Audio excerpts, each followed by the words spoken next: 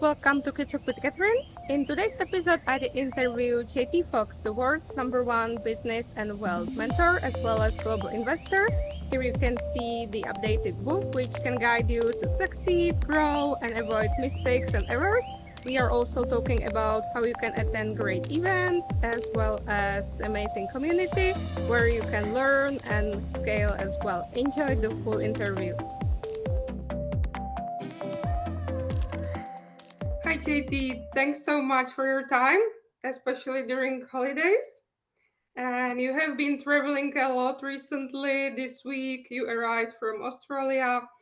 Let's dive deeper into Australia. I'm curious, would you be able, or can you imagine, would you want to live there? How is your impression? I mean, I love Australia. Australian people are great. It's a great country. If I had to live anywhere other than America, it would be Australia. Mhm. Even though I was born in Canada, and Canada has a lot. It's cold, but great people, great businesses, great opportunities. A lot of businesses that are fragmented, which is an ability for me to consolidate them. But at the end of the day, America is America, right? And such a big market, such diverse, so much opportunity. I tell people I was born in America, but made in America. So I Mhm. was born in Canada, made in America. So I just, I think, I almost moved to Dubai, but time zones and cultural differences made it very different. That, often and also too, as Americans, you have to pay taxes wherever in the world you work, unlike other countries. So the grass is not greener on the other side. It's fake. So I'll stay here. Mm-hmm.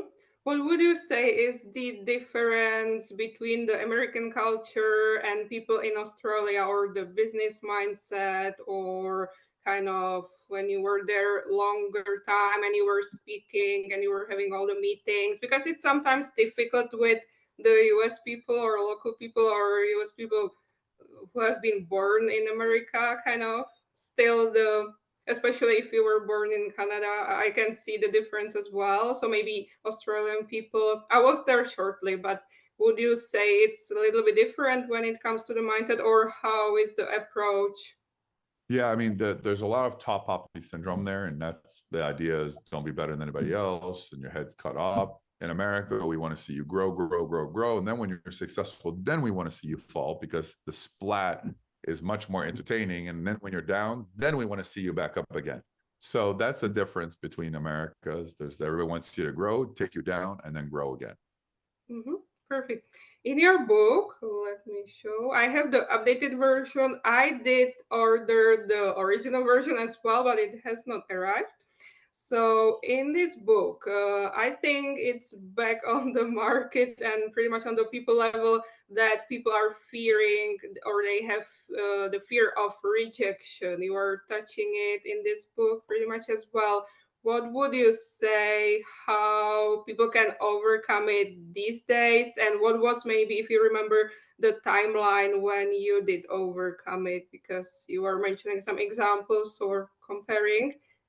I mean, I think having a coach has always helped me to do and to make sure that I'm, you know, I don't make these mistakes, do this, don't do this, think this way. But often if you're driving a race car and you think you're gonna die, you're gonna die, right? So um, you know, you know, I'd say 52 days in a year, 52 good days in a year, you're gonna be a millionaire. Most days are not good days. But I think people quit too soon. I think it's a often sign that I see people. And I think people need someone like yourself or other people that push them outside their comfort level. But often people don't want to invest in themselves, but they want other people to invest in you. So you have to be a product of the fundamentals. Mhm. Regarding the big, or maybe also best event of the year, mega success, which celebrity or a business person would you like to have there? And maybe it's been difficult or tricky to have that person there because it would be like really super expensive for whatever reason, but you would I mean, really I'd like. like to get Ryan Reynolds. But because of scheduling and how big he is as well. So that's the thing. I can't tell the other ones because I'm currently working on them and they're pretty big. So but sometimes these big Hollywood people, they don't normally do this, and they've got movies and scheduling stuff like that. That's always the issue. That's why I like to do Mega Success in LA, because that's where most of them live. They live in LA and New York, so one of the two. So mostly LA, or if they do, they have things to do in LA. So I think that's an important part of the process. But yeah, I mean, they're always hard because they don't need to do that. But I'm so happy I've had Tom Brady, and I've had Wayne Gretzky and Pacino, Stallone, Schwarzenegger, Wahlberg. So I think that has worked out pretty good. Mhm. What industry would you like to see at Mega Success, or are you about to add industries? Of course, you have so many companies all over the world, but is there any industry you would love to kind of more I mean, show? I'd like to get Ray Dalio, but so like that would be great. But the guy's worth $20 billion, so he doesn't need to go to conferences. So it's at the end of the day, we learn from anyone that's very successful. And you would have thought when we had my partner Adam Coffee here that Mhm. at Mega Success now we'll do business with them, buying, selling businesses, and merging up, and that's one of the things they do. So there's all these different opportunities that come together and make things happen. So you just never know. Mhm.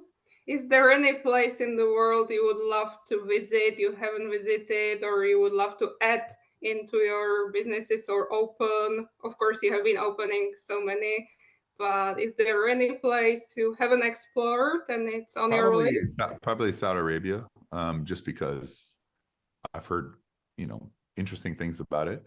Um, just, it's just like a challenge of this. I mean, but I'm at an age now that and of success that to go try new places without any, like, they're more personal goals, but they may not fit my business mission. So Yeah, sometimes people are more local, they haven't explored even the local area, but they are traveling all that's over the true. place.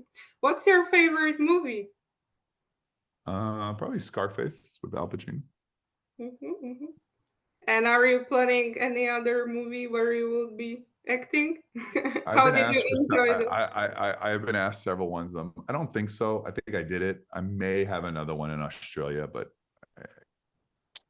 it's just not very important to me right now. Mhm. Once you've What's done it, your then once I've done it, then I'm done it. mhm, mhm.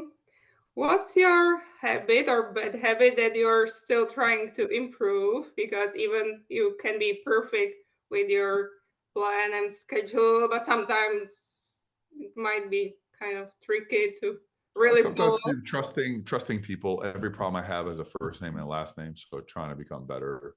So I think a lot of people don't do what they say they're going to do. They say they're going to do it, and then they don't. Then they have excuses. So And what would you say is the most important skill this year, next year, or maybe a new value? Because people like, yeah, all the loyalty, stuff like that. But what's really important, you would say, this year, next year? I mean, in closing, I don't know what's going to happen next year. I don't know what's going to happen next month. I have an idea what my schedule is, but as long as I reach out to people, as long as I say yes, as long as I keep pushing, then I keep succeeding.